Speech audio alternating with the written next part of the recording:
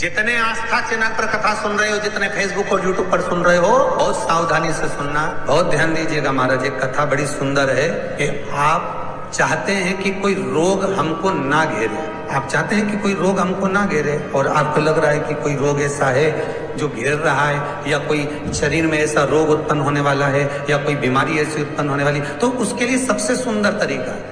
कि शंकर जी पर अलोनी जो गोबरी होती है, गोबरी जानते हो, कंडा, अलोना कंडा, अलोनी गोबरी, मतलब गाय ने गोबर करा और वो सूख गया, उसको थापा नहीं गया, हाथ से कंडा नहीं बनाया गया, गोबरी नहीं बनाई गई, केवल गाय ने गोबर करा, वो सूख गया, और वो सूखा हुआ जो गोबर है उसको जलाकर जो भस्म तैयार करी है, उसको जलाकर जो हमने राख तैयार करी है, भस्म बनाई है, उस भस्म को जो तैयार करा गया है, वो भस्म शिव को जो हमने समर्पित करा, उस भस्म को सफेद वस्त्र में लिया और बाबा पर समर्पित करी। उसी भस्म को हम उठा कर लिया, और यदि आप भस्म नहीं चढ़ा सकते तो कभी विश्वनाथ जाएं तो वहां से भस्म लिया, कभी उज्जैनी जाएं तो वहां से भस्म लिया। उस भस्म को हम यदि अपनी नाभि से वक्ष स्थल के मध्य में त्रिपुंड लगा लेते हैं, जीवन में अगर आप मात्र 1 महीने में एक बार भी त्रिपुंड अपने वक्ष स्थल के नजदीक में नाभि से ऊपर अगर लगा लेते हैं महाराज, तो ऐसा कोई बड़ा रोग आपकी जिंदगी में प्रवेश कर ही नहीं सकता। इस शरीर के अंदर, इस शरीर के अंदर भस्म में जो सुख है, भस्म का जो आनंद है, भस्म का जो रस तत्व है, उसको समझिए। आपको लगता है कि पितृदोष बहुत है, 1 रुपए कमा रहे हो, 1.25 रुपए खर्च हो रहा है, घर में पैसा नहीं दिख रहा, टेंशन आए दिन आ रहा है, कुछ ना कुछ काम अटक रहा है, बच्चों का जॉब नहीं लग रहा, बेटियों की शादी, बच्चों का विवाह नहीं हो रहा, संतान प्राप्त नहीं हो रही, कहीं आपको लग रहा है कि पितृदोष है, किसी पंडित जी ने आपको बता दिया कि पितृदोष है, तो आप घबराना नहीं, अपने को कोई कहीं जाने की जरूरत नहीं कि पितृदोष है तो मेरे को कहीं जाना पड़ेगा, मैं क्या करूं, तो बहुत भारी पितृदोष है, ऐसा कुछ नहीं करना। गंगा का जल लीजिए और गंगा का जल भरकर एक कलश में थोड़ा सा गंगा जल डालकर, लोटे में पानी भर, कलश भर में जल भरकर, एक ढक्कन उसमें गंगा जल डाल दीजिए, 2 सफेद फूल उसमें पटक दीजिए, और दरवाजे के पास में कहीं पर भी थोड़ा सा स्वस्तिक बनाकर उसको रख दीजिए। प्रतिदिन एक रखो और उसका पानी पूरे दरवाजे पर छीट दो, फिर रखो, फिर दरवाजे पर छीटो। कैसा भी पितृदोष होगा, गंगा महारानी उस पितृदोष को समाप्त कर देती है, क्योंकि शिव के साथ निवास कर, शंकर के साथ वो रहने वाले, कोई साधारण है गंगा। बहुत ध्यान दीजिएगा थोड़ा सा, यदि एक छोटा सा प्रैक्टिकल है, आप करके देखेंगे तो बाबा कुबेर भंडारी वैसे ही भंडार भर देगा। थोड़ा सा प्रयास, अगर आपके सबके घर में गंगा जल है तो एक प्रयास करके देखिए। कोई कार्य के लिए आप जा रहे हैं और वो कार्य अटक रहा है, नहीं हो रहा, बहुत प्रयास कर लिया, बहुत दिन से लगे हुए कि ये काम होना ही चाहिए, ये काम बहुत जरूरी और होना ही चाहिए, नहीं हो रहा, एक कटोरी में गंगा का जल निकाल लीजिए, और कटोरी में गंगा का जल निकालकर तुम्हारे घर में एक सिक्का पड़ा हो, 1 रुपया, 2 रुपया, 5 रुपया, कोई सा भी एक सिक्का पड़ा हो, जो भी सिक्का पड़ा हो, कुंदकेश्वर महादेव का नाम लेकर, जहां परिंडा होता है, पानी का मटका होता है, पितरों का स्थान होता है, हंडा भरते हो, मटका भरते हो, उसके पास में उस कटोरी को रखकर 1 का सिक्का, 2 का सिक्का, 5 का सिक्का, 10 का सिक्का, जो तुम्हारे पास सिक्का पड़ा हो, जो भी तुम्हारे पास पड़ा हो, वो सिक्के को हथेली में लेकर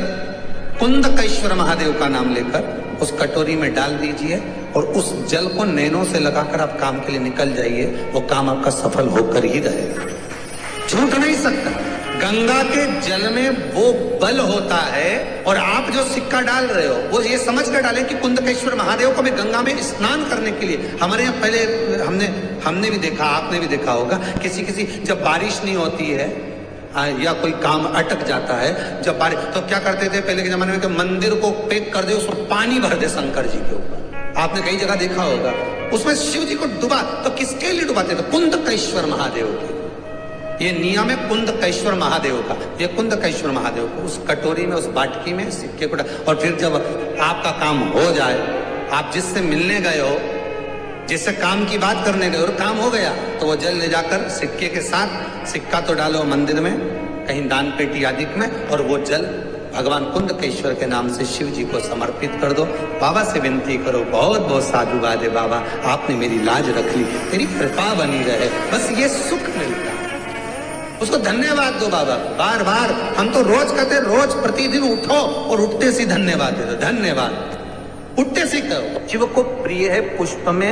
आंख का पुष्प, जो आंकड़े का पुष्प होता है, शंकर को बड़ा प्रिय है। और दूसरे नंबर पर शंकर को प्रिय है शमी का पुष्प, बहुत ध्यान देना महाराज। तीसरे नंबर पर शंकर को प्रिय है महाराज सरसों का पुष्प। सरसों होती है ना, जो राई अपन बोते हैं, सरसों बोते हैं, उसमें पीले कलर का जो पुष्प लगता है। हमारा तो निवेदन रहता है जब तक सरसों आए तो प्रयास करा करो कि सरसों के 108 पुष्प शंकर भगवान पर चढ़ाना प्रारंभ कर दो। महाराज ये पक्का है कि वर्ष भर कोई बड़ी बीमारी आपको घेर नहीं सकती अगर सरसों के फूल शिव को चढ़ रहे हैं तो। और प्रयास करना कि सरसों का जो पुष्प होता है, सरसों का जो फूल होता है महाराज, अगर कोई व्यक्ति को किडनी या लीवर से जुड़ी हुई कोई तकलीफ होती है या किसी व्यक्ति का एक्सीडेंट हो गया होता है और उसका कोई अंग रह गया हो, कोई शरीर का कोई भाग रह गया और वो काम नहीं कर रहा हो, जैसे किसी के पांव रह जाते हैं एक्सीडेंट के बाद, किसी का हाथ रह जाता है, या कोई अंग काम नहीं कर रहा हो, वहां ब्लड पहुंच नहीं रहा हो, वो जगह एकदम सुन्न हो गई हो, खाली पड़ गई हो, तो उसके लिए शिव महापुराण की कथा कहती है कि सरसों के पुष्प 11 शंकर जी के राइट भाग में, जहां शिव जी के गण दरवाजे के द्वारपाल मणिभद्र जिस जगह पर निवास करते हैं,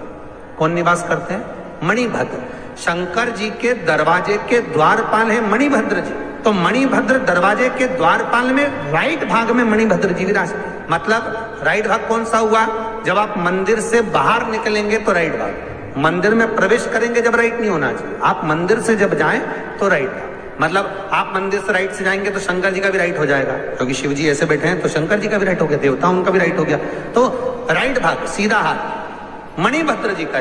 11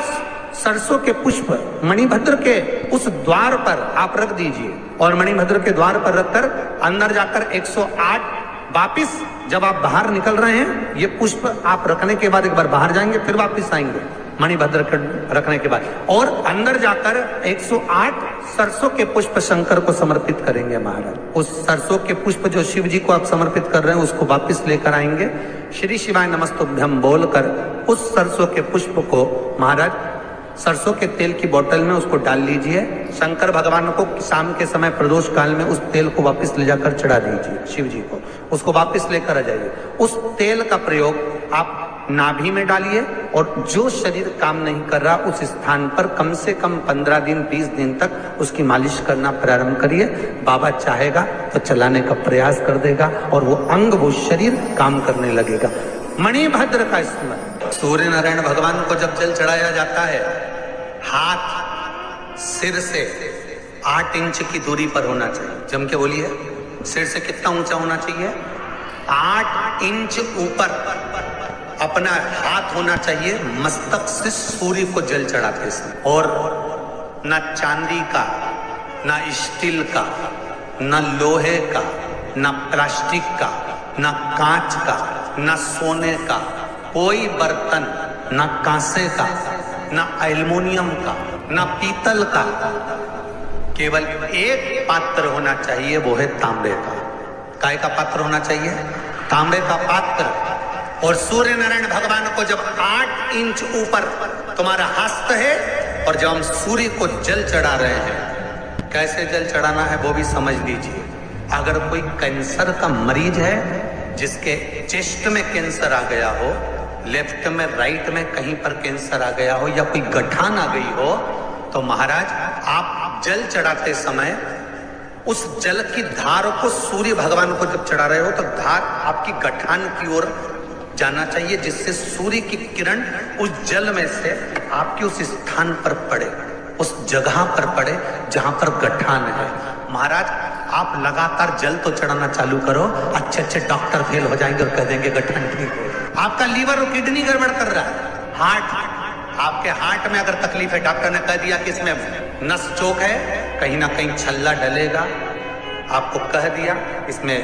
कुछ ना कुछ प्रॉब्लम आ रही है, आप सूर्य को अर्घ देना चालू कर दो, सूर्य को जल चढ़ाना चालू कर दीजिए। आप सूर्य को जल चढ़ाओ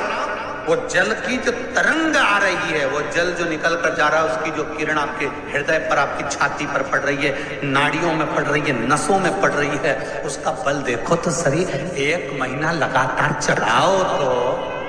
15 दिन 20 दिन कर तो देखो। सूर्य नारायण भगवान को जल चढ़ाते समय आपके पंजों की एड़ी ऊंची नहीं होना चाहिए। आपका पंजा पांव का पूरा की पूरा जमा होना चाहिए भूमि पर। हाथ कितने इंच ऊपर? 8 इंच ऊपर होना चाहिए। जल जो गिरे,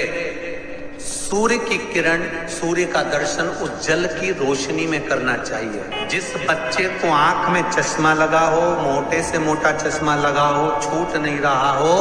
तो थोड़े दिन उसको सूर्य का अर्घ चढ़वाना चालू कर दो और जल में से सूर्य का दर्शन कराना चालू कर दो। 2 महीना 2.5 महीना बहुत है, आंख की रोशनी बढ़ जाएगी, चश्मा हट जाएगा। एक बात और कहना चाहूंगा, अगर आप लोग स्वीकार करेंगे तो, अगर कहीं आपको लगता हो कि बच्चा पढ़ने में कमजोर है,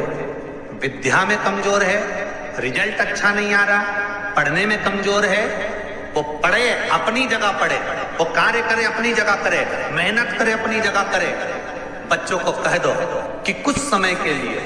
सूर्य को अर्घ देना चालू कर। सूर्य की किरण जहां पर ब्राह्मण या हिंदू धर्म का व्यक्ति मस्तक पर तिलक लगाता है, भुकुटियों के बीच में उस सूर्य की किरण इस भुकुटी के बीच पड़ना चाहिए, परंतु पानी